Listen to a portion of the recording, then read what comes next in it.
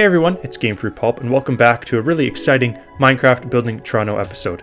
In today's episode, we're going to be going over something that has never happened before on the project, something that I'm really excited to share with you guys, and hope that it will help set the baseline for the future of the project, both for us as builders, but also for you guys as viewers of the project and those who occasionally come on and explore it for yourself. Before I jump into the content of today's video, if you do enjoy, be sure to hit that subscribe button. It's a great way to let me know that you're enjoying the content that I'm putting out, and allows the channel to grow and attract new people to the community to join us. So again, before we get started, thank you guys for all your support on the channel. Today, we're going over a few things. This is going to probably be a longer video. I'm not going to be talking for all of it, but I'm going to be talking at the beginning and then probably at the end. We're going to be going over three things in today's video. There's a speed build in the background that you see happening right now with me and Starbound, 1-to-1, and we're going to be building the same building in a 3-to-1, and then there's a little bit of an event that you're going to see at the end. This was all done for a company called John Street. They approached me a couple months ago and asked if we could help celebrate their 20th anniversary as a company. Obviously, because of COVID, they couldn't get together and have an actual party, so they asked for us, they commissioned us to build their office space for them. So this is the first for the project, someone actually asking us to build a company. We've had people ask to build their houses and stuff, but that's a little different. So it was really exciting to do, and I think it turned out really great. And so in this video, you're going to be seeing us building the 3-to-1 and the 1-to-1. Obviously, the 1-to-1 is being built first. This building is located at John Street, which is named, the company is accurately named after, and it's just north of Queen. So a little bit north of the area we're currently building, and just west, as our current west end boundary is actually John Street, further south. The building is 4 floors, and the only information on Empress, which is where we get most of our architectural information, is that the building is 16 meters tall. The building has a unique sort of mix of modern on the lobby level of the building, and then a more traditional brick and stone style for the rest of the building. There's some unique challenges to it, both in the 3-to-1 version and the 1-to-1. The biggest challenge for us for the 1-to-1 was definitely the staircase, the fire escape in the back. Before jumping into the architectural sort of information, I just want to sort of touch on John Street as a company and what they're all about. And so John Street is a Toronto-based creative advertising agency who exists to make their clients' brands unignorable. They have had clients like Loblaws Companies Limited, Home Hardware, Tangerine Bank, Kentucky Fried Chicken, DoorDash, and Winners, among others. Founded in 2001, the agency set out to celebrate their 20th anniversary by throwing a massive office party in Minecraft. And so that was what we set out to do on this project. And I'm pretty happy with how it turned out. It was something that, like I said, we had never done before, and it challenged us as builders, but it also challenged us as sort of creative people and trying to create something for people who have never played the game before to come on and enjoy. And I think that we were pretty successful in. So I'm going to be going over the building aspects of it in the background, and that's obviously what's going to be showing. But I'm going to speak a little bit about what the event was all about as well. So the event featured, as you can see, the 2 builds, the 1-to-1 and the 3-to-1. The reason we did the 2 builds was because we wanted to try and capture the interior as accurately as we could. And as you know, if you've been following the project for a while, interiors are a lot more difficult to capture on a 1-to-1 scale.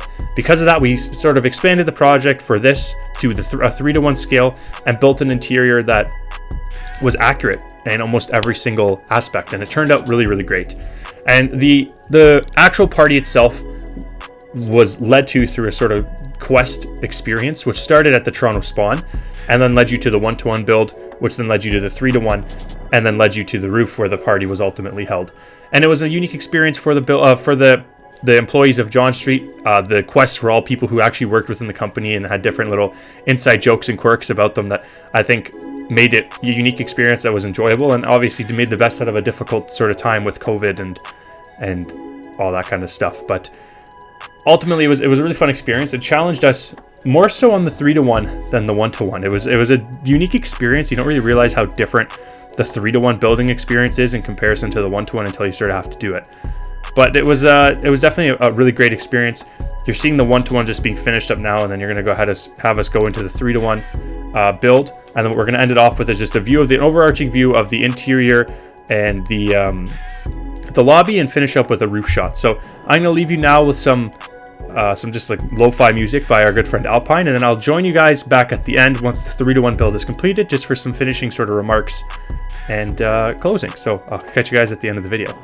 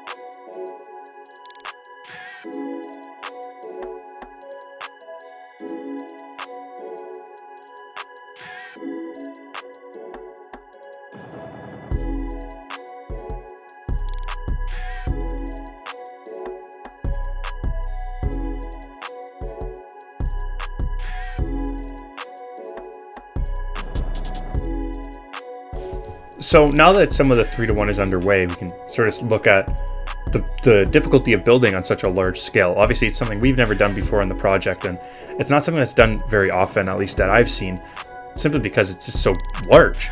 And you can see, even on the front facade, when you compare it to what was built on the other one, you can capture a lot more detail, but we kept having to rebuild things because we didn't realize that how big things truly had to be. Even things like the door. Something normally 2 blocks tall is going to be 6 blocks tall, if not more, because the standard Minecraft door is very limiting in a 2-meter high door. So you can see, as we sort of carry on with the build, as we're reaching the top of the front facade, we begin to progress a lot more quickly and get a lot more progress being made. But you can see already just on the front how much more detail we can capture on it, and that's something that looking back, I'm really happy with the decision to do the 3-to-1. It wasn't something that we had settled on right away, us as builders and John Street as the ones commissioning the build, but it turned out to be definitely, in my opinion, the right decision. The level of detail on this build is not like anything we've ever been able to capture before on the project, and it's not something that I see us doing too often in the future, but for John Street, it was the perfect combination. Because the building itself was relatively small, by building it on a 3-to-1 scale, it became something that's more enjoyable to look at as a player in the first person view. So finishing up the front facade here, you can see that even the things like the window details and the sort of metal bracing around the windows is able to be captured in the 3-to-1, and all these details are things we didn't have on the 1-to-1. And that's not to say the 1-to-1 didn't look good, because I think it did. I think the 1-to-1 captured a lot of the general theme of the build, but obviously when you get into the 3-to-1, you can capture a lot more of the details. And you can see we adjusted the roof height a little bit just to make it look proper with our scaling. So technically it is a little bit under 3-to-1. It's like a 2.8 to 1, but I suppose we can let that slide for the sake of creative freedom. So you can see as we're finishing up the front facade, it definitely captures you get a better idea of the modernism on the sort of lobby level front facade I was speaking of earlier, with the glass that juts out specifically on the center and the rightmost thirds of the build. The left side is more traditional in its design, but you get a more modern take on with the angled glass and the more aggressive modern cyan terracotta is what we used on this project, but the sort of jutting out there. Moving on to the side is where you get into your more traditional downtown Toronto sort of build, where the front facade is heavily decorated and the sides sort of, for lack of a better word, forgotten. It's not to say that it's like it still has a nice uniqueness to it, and I think we're able to capture it well. But you guys see this a lot on buildings where they decorate the front facade with some nice decorative bricks, probably more expensive at the time it was built. I imagine this building is quite old. I couldn't find the exact year it was built, but the building is likely older. It's not a newer build, you can tell from the style. And in that era, they sort of just spent a majority of the budget on the front because that's what you see. Now, fast forward however many years it's been, and you look at the side, and it's still used. The parking lot is adjacent to the side of the building. You see this sharp contrast between the red brick at the front and then the more yellow-colored brick that we don't have in Minecraft at the back. Hopefully one day they do add a yellow brick so we're not stuck using sandstone all the time, but for the meantime, sandstone sufficed quite well. You'll see here Star and I split up actually, and I work on the roof while he works on the side.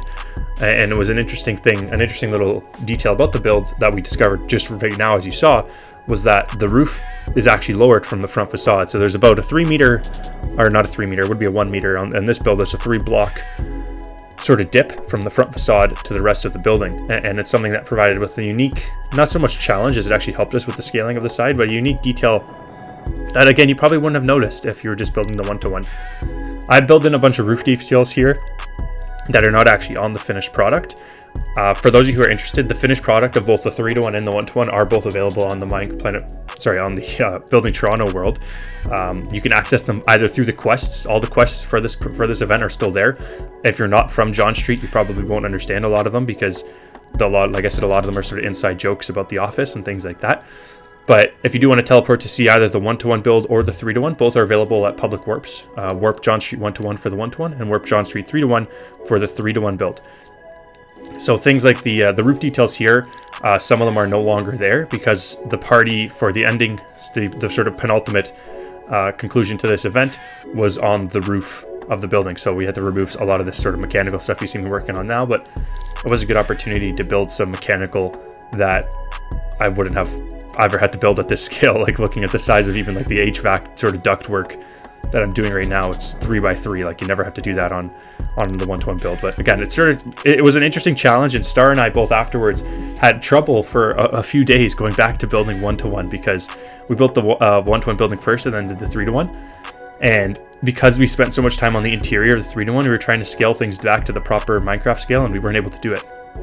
So it was a unique challenge for us, but finishing up with the rear now, you're going to see us finish the rear, and then we're going to go fast forward to the interior boardroom on the 4th floor being completed, and that'll include a sort of pan out at the end so you can see all of our interior work. And we did that just because the interior itself took us almost 2 weeks to complete, and that's simply because the level of detail you can capture on the 3-to-1 is so much greater than the 1-to-1. So we were able to sort of do a lot more with it that we weren't able to previously do.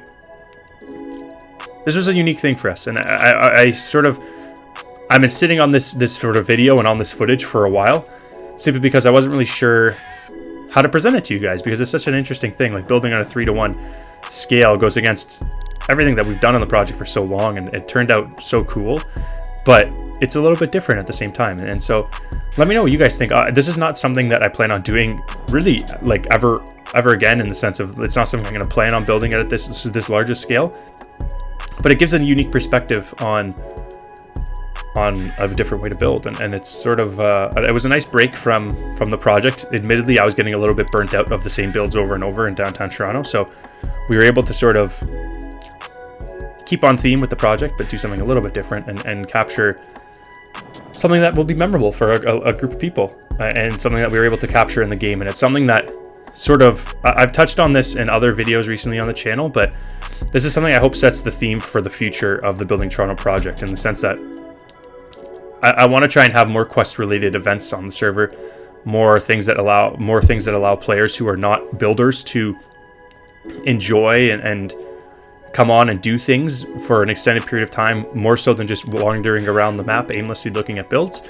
And not to say that that's a bad thing, but for those of you who are following the project more extensively, I want to give you guys something to do as well, rather than just sort of for almost rewarding the casual follower, because those who don't follow the channel that closely will have a better time sort of following the project and seeing what has changed and what hasn't changed, and by just joining and walking around. Whereas you guys who follow and see the videos on every build are so much left short-handed as a result. So you see the 3-to-1 is finished. I'm really happy with how it turned out, to be honest. I was getting a little bit concerned when we were about halfway through the front facade, thinking it wasn't going to turn out good. But I think it turned out quite well. And so moving on now to the 4th floor boardroom of the interior. This was the final thing we had to build.